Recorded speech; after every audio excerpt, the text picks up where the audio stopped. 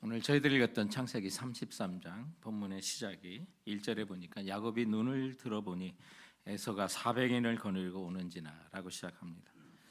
그런데 이 모습이 앞에 있는 창세기 32장에도 있었던 그런 내용입니다.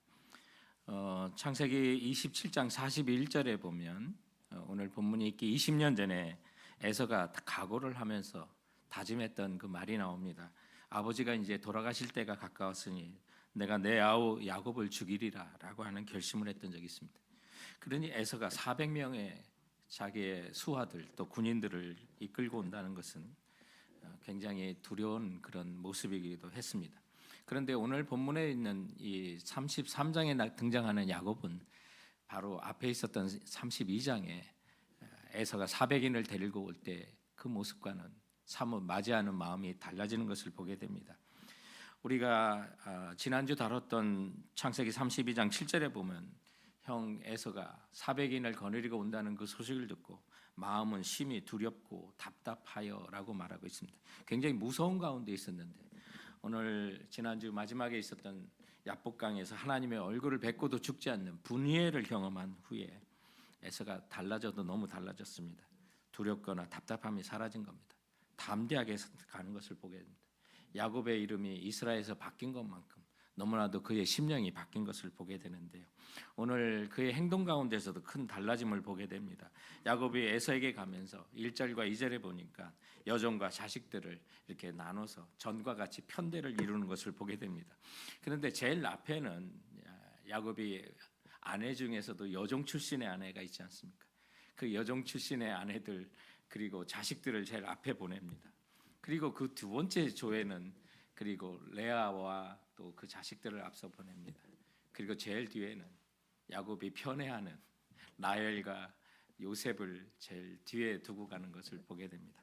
그런데 32장과 다른 것이 있다면 32장에서는 두려움 속에 그들을 조별로 보내고 그리고 자기는 강을 건너지 않고 제일 뒤에 있었습니다. 그런데 오늘 이 분이엘을 경험한 담대함을 가진 이 야곱은 3절 말씀에 보니까 자기는 그들 앞에서 나가되 제일 앞에 가고 있습니다. 그 조의 제일 앞에 가고 있습니다. 무엇을 얘기합니까? 야복강가에서 하나님의 얼굴을 뵈더니 내 자식 내가 보호하겠다는 그런 생각을 합니다. 죽어도 마땅히 내가 먼저 죽겠다는 각오로 가고 있습니다. 전적으로 보면 이제 모든 것을 하나님 뜻에 맡기는 야곱을 보게 됩니다. 그러니 하나님께서 그의 인생 가운데 동행해 주시고 약속하신 것처럼 그를 보호하시고 그리고 형 에서와 극적인 아름다운 상봉을 하는 그런 장면을 우리 보게 되는데 오늘 우리가 이제 올 한 해를 마치고 또 2024년 새해를 맞이하는 이런 송구 영신이 있는 이 날에 우리가 새해는 좀 복 있는 사람으로 서기 위해서 오늘 이런 복된 하나님의 인도하심이 야곱에게 있었던 것처럼 우리에게도 새해는 정말 복 있는 사람으로 우뚝 서기 위해서 오늘 주시는 말씀을 붙들고 일어서기를 원하는 것입니다. 자, 우리가 새해는 복 있는 사람으로 살기 위해서 먼저 기억할 것은 첫 번째, 내가 먼저 몸을 굽혀야 한다는 겁니다. 내가 먼저 여러분 자신을 낮추십시오. 자신을 굽히십시오. 불편한 사람이 있습니까? 해결해야 될 사람이 있습니까? 해결해야 될 문제가 있고 관계가 있습니까? 내가 먼저 몸을 굽히자는 겁니다. 오늘 본문 3절에 보면 야곱이 형 에서와 극적인 상봉 또 아름다운 화해를 하는 앞에 보면 7번 땅에 절하면서 형 에서에게 나가는 장면을 봅니다. 이처럼 진정한 화해는 또 아름다운 회복은 내가 자존심을 버리고 몸을 그리고 머리를 굽힐 때 찾아오는 것입니다. 그러면서 화해는 상대방의 인격을 존중하면서 자신을 굽히는 데서 시작되는 거죠. 이 방법을 우리가 누구에게서 볼 수 있습니까? 예수님이십니다. 하늘의 보좌를 버리시고요. 사람과 같은 모양으로 나오시고 자기를 낮추시고 죽기까지 복종하셨다고 하지 않습니까? 정말 우리가 예수 그리스도의 복음을 들고 살아가는 화해의 사신으로 이 땅을 사는데 예수님께서 본을 보여주신 대로 하면 되는 것입니다. 야곱을 보십시오. 뭐가 아쉽다고 오늘 목숨만 좀 살렸었으면 아니 진정으로 마음을 담아서 이렇게 하고 있는 것입니다. 자신을 굽혀 절을 하면서 이렇게 야곱이 형 에서에게 나갈 때 이 모습을 보고 에서가 어떻게 했습니까? 달려왔다고 합니다. 달려왔다고 합니다. 에서의 머릿속에 지난 세월의 아픔과 원망, 증오가 있었겠죠. 그런데 야곱의 모습을 보고 정말 핏줄의 정의, 이 모든 것을 이겨나면서 기쁨으로 달려온 것을 보게 됩니다. 그래서 오늘 4절에 보면 이 에서가 야곱을 안고 목을 어긋맞추어 그와 입 맞추고 서로 우니라라고 하는데, 이 남자 둘의 울음소리가 아마 이 두 사람 사이에 앙금의 벽을 무너뜨리는 소리였을 것 같습니다. 사랑하는 성도 여러분, 우리가 정말 올 한해 힘든 일이 있었고 불편한 사람도 있었을 것입니다. 그러나 이 관계를 새해까지 가지고 가기가 정말 여러분 버려야만 합니다. 끝내야만 합니다. 어려운 관계 이제 새롭게 일어서야만 합니다. 그게 복된 사람들의 모습이 아니겠습니까? 그렇게 하기 위해서 내가 먼저 몸을 굽혀야 한다는 것을 보여줍니다. 몸을 굽히는 일에는 나의 소유를 나누는 것도 포함입니다. 정말 마음이 하나가 되고 마음을 겸손하게 한다는 데는 이 물질을 나누는 거 외적인 표현이고 증거가 되는 것이기도 합니다. 오늘 본문에 보면 야곱은 이제 형에 대한 화해 표현으로 자신의 재산을, 그 때를, 가축의 때를 이제 에서에게 보내면서 은혜 받기 원한다라고 그런 얘기를 합니다. 에서는 야곱의 이 예물을 처음에는 거절하지만 동생의 그 진심을 보고 또 간곡한 마음을 보면서 결국 받게 되는데요. 이처럼 선물은 사람들의 마음을 부드럽게 하는 것입니다. 하나님도 우리에게 여러분 말로만 사랑하지 않으셨습니다. 정말 선물을 주셨습니다. 그 선물 중에 가장 큰 게 뭡니까? 독생자 예수 그리스도를 우리에게 선물로 주셨습니다. 그래서 우리는 예수님을 볼 때 하나님의 나를 향한 사랑과 화해를 위한 그 의지는 증명이 되는 것입니다. 하물며 그렇게 예수 그리스도를 통해서 우리를 사랑하신 그분이 하물며 모든 일에 우리는 정말 이런 든든한 하나님의 사랑 가운데 살 수가 있게 되는 것입니다. 여러분, 하나님의 자녀는 베푸는 자입니다. 몸을 숙이는 것은 오늘 물질과 또 마음의 표현이 있는 행동까지도 동행하는 것을 보게 됩니다. 독일이 통독을 하기까지 여러 가지 사연들이 있는데 그 중에 보면 이 베를린은 또 남쪽과 서쪽으로 이렇게 서독과 동독 지역으로 이렇게 따로 나눴거든요. 그런데 이 통일이 되고 또 이 베를린 장벽이 무너지기 전에 있었던 현상 가운데 하나가 워낙 서독은 잘 살고 동독은 못 사니까 그 분노와 그 시기하는 마음을 동독 사람들이 그 베를린 장벽 그다지 높지도 않습니다. 철조망은 위에 있지만 거기다 서독 쪽으로 쓰레기를 버렸습니다. 그런데 서독 사람들은 그 쓰레기를 받아 치우고 동독 사람들이 필요한 생필품을 던져놓습니다. 누가 이긴 겁니까? 누구의 마음이 무너졌습니까? 처음에 쓰레기를 버리던 동독 사람들의 마음이 그 생필품을 받으며 변화되는 겁니다. 바로 이런 것입니다. 몸을 숙이고 머리를 숙이는 것, 정말 그 하나님의 사람들이 하는 겁니다. 강한 자들이 하는 거고 은혜 받은 자들이 하게 되는 것입니다. 올 한해 정말로 어렵고 힘든 관계가 있을 수도 있습니다. 고통스러웠던 일도 있었을 것입니다. 그러나 이것을 새해까지 가지고 갈 수 없는 것입니다. 그러므로 정말 새해는 우리가 복 있는 자로 살기 위해서 사랑하는 성도 여러분, 몸을 굽히십시오. 오늘 이 본문의 말씀은 이제 여러분을 향합니다. 아름다운 화해를 위해서, 여러분이 복받는 사람이 되기 위해서 여러분이 7번 몸을 굽혀야 될 사람은 누구십니까? 그리고 나눠야 할 것은 무엇입니까? 이제 그것을 여러분이 하나님께 대답하셔야만 하는 것입니다. 오늘 본문을 통해서 또한 새해 복 있는 사람으로 서게 하여 두 번째 주시는 교훈이 있다면 그것은 주의 은혜를 힘입어야 한다는 것입니다. 우리가 몸을 굽히는 거 솔직히 말하면 맨정신으로는 못합니다. 인간적인 마음만으로는 힘듭니다. 그래서 주님의 은혜가 우리에게 있어야만 합니다. 교인들의 가정을 보고 그들의 사연들을 들어보면 집집마다 이 정도의 사연들은 하나씩 다 있는 것을 봅니다. 가족인데 친척인데 소원해져서 만나지 않는 관계가 한둘씩은 있는 것을 보게 됩니다. 그 사람들을 생각하면 상한 기억을 간직한 채 고통스러워하고 만나야는 하는데 머리를 굽혀야 하는데 머리로는 아는데 행동이 안 되는 것을 합니다. 그토록 힘든 겁니다. 인간관계 한번 무너진 거 해결하는 거 쉬운 게 아닙니다. 힘듭니다. 그래서 오직 하나님의 은혜가 우리에게 필요한 거죠. 오늘 본문을 보십시오. 야곱과 에서가 화해하는데 야곱의 입에서 등장하는 말끝마다 은혜, 은혜라는 말입니다. 5절에 보면 에서가 야곱에게 묻기를 너와 함께한 이들은 누구냐라고 할 때 야곱이 이르되 하나님이 주의 종에게 은혜로 주신 자식들입니다. 8절에도 은혜, 10절에도 은혜, 11절에도 하나님이 내게 은혜를 베푸셨고 15절에도 은혜. 야곱의 입에서 말끝마다 나온 게 뭡니까? 은혜입니다. 자기 노력의 결과가 아니라는 거예요. 하나님이 주신 거예요. 자기의 행동과 관계없이 하나님이 한없이 부어주신 그 사랑, 그게 바로 은혜예요. 그것 때문에 살아간다는 거죠. 그런데 에서의 말에서는 하나님이 등장하지 않습니다. 은혜가 나오지 않아요. 그리고 인간적인 제안을 해요. 그래서 에서는 약속의 자녀가 아닙니다. 세상적인 사람들을 대표하는 사람이 되는 거고요. 그래서 야곱과 에서는 이제 극적으로 화해하는 이 모든 것이 하나님의 은혜였어요. 모든 것이 하나님의 은혜예요. 무엇 때문에? 야곱이 야복강에서 하나님의 얼굴을 뵌 결과가 되는 거예요. 여러분들이 오늘 이렇게 물을 수가 있습니다. 하나님의 은혜는 우리가 어떻게 받습니까? 예, 야곱이 하나님의 은혜 어떻게 받았습니까? 야곱처럼 하나님과 씨름하는 거죠. 그 하나님이 오늘날 우리에게 어떻게 만나 주십니까? 말씀으로 나타나시는 겁니다. 우리는 하나님의 말씀과 씨름하는 거예요. 나의 육신의 정욕과 하나님의 거룩하신 말과 싸우는 거예요. 나의 일생의 자랑이 하나님의 말씀과 싸우는 거예요.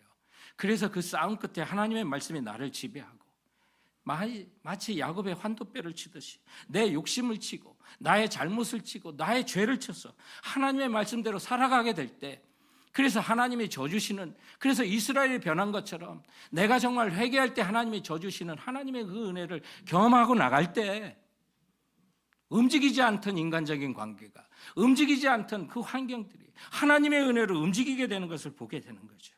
야곱이 이런 하나님의 은혜를 받으니 어떤 고백을 합니까? 에서에게 10절에 보면 야곱이 이르되 그렇지 아니하니이다. 내가 형님의 눈앞에서 은혜를 입었사오면 청하건대 내 손에서 이 예물을 받으소서. 내가 형님의 얼굴을 본즉 하나님의 얼굴을 본 것 같사오며 형님도 나를 기뻐하심이니라. 여기 야곱이 에서에게 형님의 얼굴을 보니 하나님의 얼굴을 본 것 같다고 말합니다. 이거 아첨 아닙니다. 진심입니다. 어떤 일이 있었습니까? 간밤에 어떤 일이 있었습니까? 오래된 기억이 아닙니다. 간밤에 하나님의 얼굴을 배웠습니다. 그 하나님의 얼굴을 뵙고 내가 죽지 않았다고 기뻐하며 분이엘이라고 불렀습니다.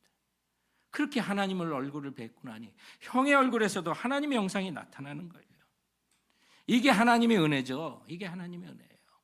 수많은 어려웠던 일들이 이제 다르게 보이는 거, 그거 하나님의 은혜로 되는 거예요. 원수가 원수의 얼굴로 보이지 않습니다. 두려웠던 환경이 두려움으로 보이지 않습니다. 담대함을 갖게 됩니다. 하나님의 은혜의 특징이 되는 거예요. 환경은 변하지 않았는데 하나님이 내게 은혜를 주시니 내 마음이 변하여 그 환경을 보는 눈이 달라집니다. 내 마음이 달라집니다. 이것이 바로 주님의 은혜예요. 여러분, 세상적으로 인간적으로 얽혔던 인간관계가 어떻게 풀어집니까? 못하는 겁니다. 내가 머리를 좋아하는 거, 머리로는 이해하지만 행동으로 안 되는 겁니다. 그래서 하나님의 은혜가 필요한 거예요. 말씀과 싸우셔야 돼. 그 말씀이 나를 쳐야 되고 내 자존심을 쳐야 되고 내가 하나님 앞에 회개하고 그때 하나님이 져주시고 그 말씀이 나를 지배할 때 머리 조아리는 거고요. 하나님의 은혜로 관계가 회복되는 거예요. 야곱을 보십시오. 하나님의 은혜가 그에게 다니 정말 형에게 모든 물질 나눠줘도 아깝지 않은 거예요. 자족하는 믿음이 세워졌어요. 나누고도 배부른 그 마음을 하나님이 주시는 거예요. 그게 하나님의 은혜죠. 11절에 보면 하나님의 은혜와 자족의 마음이 연결됩니다. 그래서 하나님이 내게 은혜를 베푸셨고 내 소유도 족하오니 이 예물을 좀 받아주세요라고 말합니다. 여러분, 우리 지금까지 야곱 배웠습니다. 야곱을 이제 조금 알 것 같습니다. 야속한 삼촌에게 가축을 뺏으려고 나뭇가지를 어떻게 해보려고 하고 검은 것, 그리고 점 있는 거, 얼룩진 거, 그거 만들려고 온갖 수단을 썼던 사람입니다. 그런데 은혜를 받고 난 뒤에 소유욕을 내려놓고 자족하는 마음이죠. 형에게 베풀고도 기뻐하는 야곱의 모습을 보게 되지 않습니까? 이 정도 되면요, 자기 아픔과 고통과 질병도요 하나님의 은혜라고 하게 됩니다.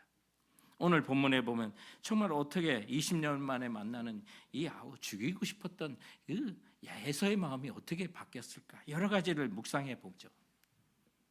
20년에 정말 나타난 그 동생 야곱이 내가 죽이겠다고 했는데 지나고 보니까 노인이 돼서 그것도 환도뼈가 위골이 돼서 뼈가 부러져서 절뚝거리면서 오고 땅에 몸을 굽히면서 7번이나 절하며 다가오는 모습에 안타까운 마음이 아마 그 원한이 눈노뚝 사라졌을 거예요. 그래서 오늘 4절에 보니까 에서가 달려와서 그를 맞이하여 안고 목을 어금 맞추며 그와 입 맞추고 서로 우니라라고 말합니다. 에서의 마음이 왜 이렇게 변했을까? 왜 변했지? 우리 정확히는 알 수는 없습니다. 그러나 32절에 살기 등등한 에서와 33장에 나타나는 그 서로 목을 어긋나 맞추고 울고 하는 이렇게 변한 에서 사이의 사건은 오직 하나밖에 없습니다. 야곱의 분이엘 사건이 있었습니다. 야곱이 하나님의 얼굴을 뵌 거, 하나님 앞에 부끄러운 이름이었던 야곱이 변하여 이스라엘로 바뀐 거, 그렇다면 확신하건대 하나님이 야곱의 마음도 바꾸셨을 뿐만 아니라 에서의 마음도 바꾸셨구나. 그래서 그를 보호하시고 인도하시겠다고 하는 하나님의 그 언약이 에서에게 마음까지도 바꾸셔서 역사하여 주시는구나. 그래서 피차오는구나. 우리 이렇게 보면 내가 질병을 얻은 거 늘 저주라고 생각하는데 그게 아니에요. 하나님의 은혜예요.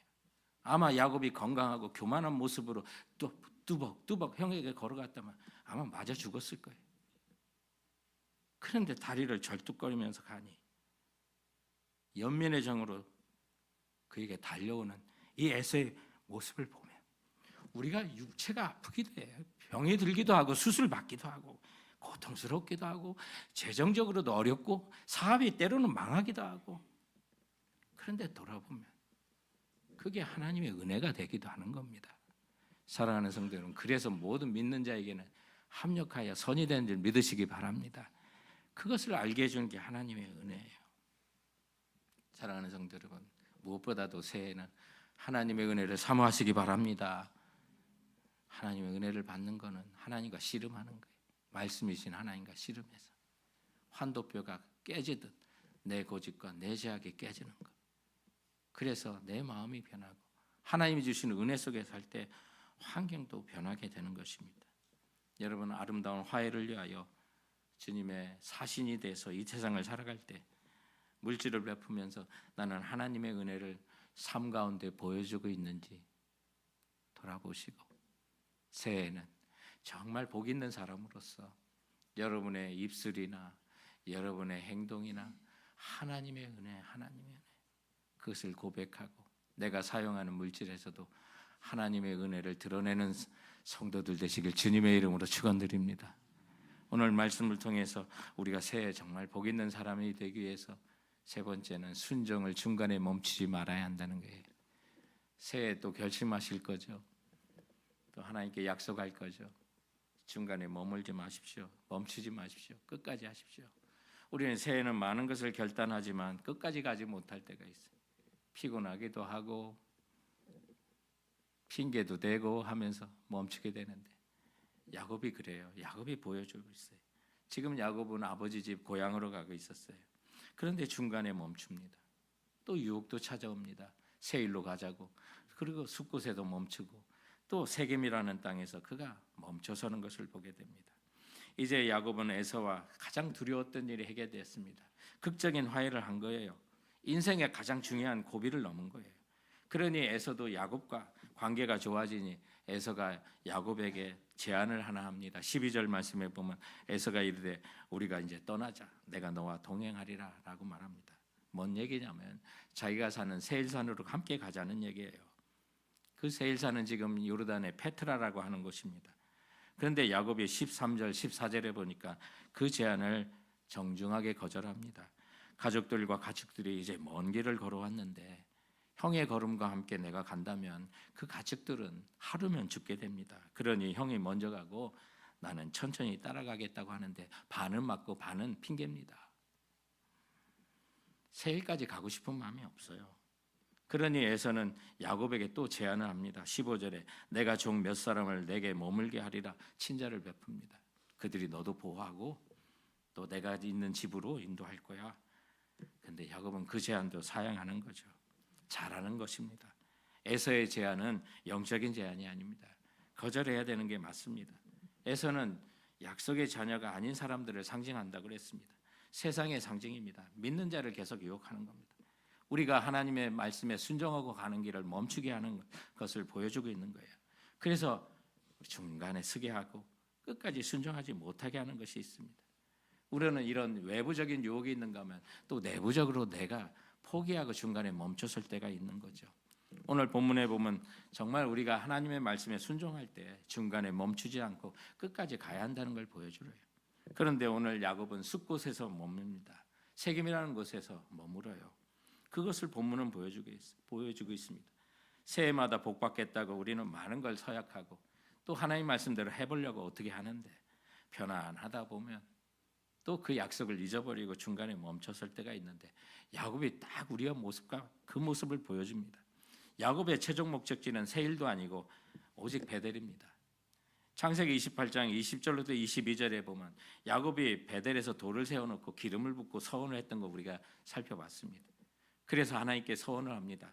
나로 편안히 아버지 집으로 돌아가게 해주시면 여호와께서는 나의 하나님이 되실 거고 그리고 이 돌이 하나님의 전을 세우는 돌이 될 것입니다. 제단을 베델에서 세울 거라고 그 기둥을 두고 그렇게 맹세를 했었습니다. 그런데 지금 돌아오는 길에 거기까지 가지 않은 곳에서 제단을 쌓고 있는 것을 보십시오. 창세기 35장 1절에 보면 이런 하나님의 말씀이 야곱에게 있었던 것을 보여줍니다. 하나님이 야곱에게 이르시되 일어나 베델로 올라가서 거기서 거하며 내가 내 형 에서의 낯을 피하여 도망하던 때에 내게 나타났던 하나님께 거기서 단을 쌓으라. 어디에? 베델. 야곱도 베델에서 단을 쌓겠다고 서원했고 하나님도 베델에서 제단을 쌓고 예배하라고 했습니다. 그런데 베델에 가겠다고 했던 야곱이 지금 태만해졌는지 자기의 서원을 잊어버렸는지 숲곳이라는 곳에서 멈춰버리게 됩니다. 그래서 16절과 17절에 보면 이날에서는 세일로 돌아가고 야곱은 숲곳에 이르러 자기를 위하여 집을 짓고 그의 가축을 위하여 우리간을 지었으므로 그 땅 이름을 숲곳이라 부르더라라고 말합니다. 야곱이 그곳에서 누구를 위하여? 자기를 위하여 집을 짓고 짐승을 위하여 우리간을 지었습니다. 우리간의 히브리어 하나 가르쳐 드립니다. 우리간의 히브리어는 숲곳입니다. 이것이 신약에서는 수가성이라고 부르는 곳입니다. 그런데 야곱은 왜 하필 숲곳에 집과 우리간을 짓고 정착했을까? 베델로 곧장 가지 않고 정착했을까? 아마 나중에라도 가면 되겠지라고 하지 않았을까요? 우리가 새해 하나님 앞에 헌신하고 약속한 거 중간에 좀 쉬더라도 나중에 끝내야지 그러다가 못하는 거 아닙니까? 그 모습이 오늘 보입니다. 그뿐만 아닙니다. 인간적으로 이해할 만한 일들이 있습니다. 그동안 야곱은 삼촌 라반의 추적을 피해 급히 가족들을 데리고 짐승들을 데리고 급히 내려왔을 것입니다. 그러니 지치죠. 그러니 일단 쉬고 싶고 정착하고 싶은 것이 인간의 마음이 아닐까요? 그리고 그가 살았던 것은 이제 처가살이를 했습니다. 삼촌이고 또 장인이었던 라반의 그늘 아래 살았고 수많은 처남들 사이에서 처가 식구들과 함께 살았으니 이제 좀 오붓하게 자기 식구하고 살아보고 싶은 마음이 왜 없었겠습니까? 그게 인간적인 마음이에요. 돌아보니까 이게 제 얘기더라고. 남의 얘기가 아니에요. 한 30여 년 전 제가 미국에 처음 왔을 때 정착하는 그 과정 속에서 작은 집에서 고물고물한 아이 셋 데리고 부모님 모시고 살았어요. 힘들었어요. 다른 게 너무 많아요. 제가 조금 설거지를 좀 하는 걸 도와줬더니 해병대 출신 아버지가 잠깐 밖에 나와보라고 그래서 끌려나갔더니 하지 말라고 경고를 하십니다. 제가 언제 자유를 얻었는지 아십니까? 어머니가 아프시니까 어느 날 보니까 아버지가 설거지 하시더라고요. 그러다가 갑자기 포기하시고 잠깐 제가 보니까 도망가시는 걸 보고 제 마음에 그때 평안을 얻었습니다. 저야 그래도 가족이니까 늘 함께 과거에 살았던 부모님이니까 그런 대로 견딜만 했는데 제 아내가 힘들었던 거예요. 그러니 그때 소원이 뭔지 아십니까? 우리끼리 좀 오붓하게 살고 싶다. 그러니까 이 마음이 이해가 돼. 오랫동안 처가집 식구 살았던. 그런데 하나님이 주신 약속을 잊고 지금 멈추는 사람. 자기를 위하여 나부터 생각하는 거예요. 우리가 하나님의 약속의 말씀을 끝까지 순종하지 않고 중간에 포기할 때 내 안에 영적인 싸움이 그때 생기는 거예요. 더 어려운 길을 가는 거예요. 그가 지금 아버지 집에 순종히 가게 해달라고 기도해놓고 하나님은 그렇게 순종하게 인도하고 계시고 지금 큰 에서와의 문제를 해결하게 주셨는데 중간에 스스로 알아서 지금 머물러 있어요. 이제 에서의 유혹은 뿌리쳤는데 스스로 숲곳에 머물고 하나님 나라는 이 정도면 되겠지. 그런 게 없는 겁니까? 곧장 가셔야만 하는 거예요. 야곱이 숲곳에서 이렇게 한동안 살다가 이제 요단강을 건너 세겜성에 갑니다. 그곳에서도 이제 땅을 사고 또 자리를 잡습니다. 그런데 거기도 목적지가 아니에요. 숲곳에서 세겜까지 한 40km 떨어진 건데 그곳에 가서 오늘 본문에 보니까 크레타라고 하는 은으로 된 화폐 100개를 주고 세겜성의 주장 하몰의 아들로부터 땅을 구입합니다. 장막을 짓고 제단을 쌉니다. 그리고요 20절에 보니까 거기에 제단을 쌓고 그 이름을 엘로히 이스라엘이라고 부릅니다. 엘은 능력의 하나님이라는 뜻이고요. 엘로헤라고 하는 것 여러분 그 엘로힘입니다. 그 역시 하나님의 이름이에요. 그리고 이스라엘 자기 바뀐 이름입니다. 그러므로 엘로히 이스라엘이란 말은 능력의 하나님 나의 하나님이다는 말이에요. 굉장히 멋있습니다. 제단 쌓고 아주 그렇게 하나님의 이름을 멋지게 부르는데요. 이거 흉내내는 예배입니다. 진심이 아닙니다. 이 제단 어디서 쌓으라고 그랬어요? 베델에서 쌓으라고 그랬어요. 근데 지금 세겜에 주저앉아서 하나님의 이름을 부르고 있는 거예요. 이 세겜의 제단이 흉내내는 예배라는 거 여러분 분명히 우리가 보셔야 되고 이게 우리들에게 주시는 교훈입니다. 나의 입으로는 하나님의 입을 부르면서 나의 행동은 하나님의 말씀에 순종하지 않는 것, 베델로 나가지 못하는 것, 그러면서 머뭇거리고 그곳에 살고 싶고 머물고 싶어 하시는 그 모습, 이게 유혹입니다. 믿는 자들의 유혹이에요. 난 예배 드렸으니 됐지, 순종 안 해도 되겠지. 여러분 그래서 우리가 망하는 거예요. 왜 우리가 복을 못 받아요? 그래서 복을 못 받는 거예요. 오늘 이 본문을 통해서 여러분에게 이 말씀이 여러분에게 지금 도전을 주는 겁니다. 여러분의 숲곳은 어디입니까? 세겜은 어디고 무엇이고 누구며 지금 어디입니까? 사명을 위해서 가던 길 마저 가셔야만 합니다. 그런데 야곱은 그 중간에 그래도 단을 쌓았으니 예배를 드렸으니 복을 받지 않겠나? 그 결과가 다음 장인 창세기 34장입니다. 난리 납니다. 풍지박살납니다. 이 가정이요 가장 위기 중에 이제 에서로부터 위기를 벗어났다고 하는데 더 큰 위기가 달려옵니다. 전 가족이 못살당할 위기가 찾아오게 됩니다. 레아가 야곱에게 낳은 딸 디나가 그 땅의 딸들을 보러 나갑니다. 얼마나 딸들이 화려했으면 그 땅의 여자들이 화장을 하고 치장을 했으면 보고 싶었던 겁니다. 그러니 그것이 화려한 세상이라는 걸 보여줘요. 그러다가 결국 야곱의 딸 디나가 세겜 추장의 아들에게 겁탈을 당합니다. 보는 대로 살면 우리 망합니다. 그 땅이 얼마나 타락한 땅인지를 보여주는 거예요. 세겜에서 제단을 쌓았어도 자기를 위해서 집을 짓고 하나님 말씀에 순종하지 않고 주님의 이름을 부르고 예배드렸다고 해서 복이 있는 게 아닙니다. 이제 난리 나는 것을 보게 됩니다. 사랑하는 성도 여러분, 올 한해 우리가 어떻게 살았는지 보고 새해는 정말 복 있는 사람으로 살기 위해서 부름의 상급을 위해서 끊임없이 달려가야만 합니다. 멈춰서는 되지 않는 것입니다. 세겜에 머문 것은 야곱이 보이는 대로 산 겁니다. 우리는 보이는 대로 사는 것이 아니라 성도는 믿음으로 사는 것입니다. 말씀대로 사는 것입니다. 내년 우리 교회 표현은 하나님의 말씀이 삶이 되는 교회입니다. 말씀대로 철저하게 살기 바라는 거예요. 복된 삶이라고 하는 것은 하나님의 말씀대로 사는 거고 그리고 중간에 포기하지 않는 겁니다. 멈춰서지 않는 것입니다. 사랑하는 성도 여러분, 새해 복 많이 받으시기 바랍니다. 복 있는 사람으로 사시기 바랍니다. 그것은 주님의 부르심에 멈추지 않는 것입니다. 우리에게는 유혹이 많은 세일이 있습니다. 숫꽃이 있습니다. 세겜이 있습니다. 이 모든 것 다 배설물로 여길 수 있어야만 하는 것입니다. 그래서 주님이 우리를 부르시는 그 부름의 날, 부활의 날까지 빌립보서 3장 12절에 있는 것처럼 내가 이미 얻었다 함도 아닙니다. 온전히 이루었다 함도 아닙니다. 우리 중간에 멈추시지 않겠습니다. 오직 그리스도 예수께서 잡힌 바 된 그것을 잡으려고 멈추지 않고 순종의 길 걸어가겠습니다. 결단하고 새해를 맞이하시는 성도들 되시길 주님의 이름으로 축원드립니다. 기도하시겠습니다.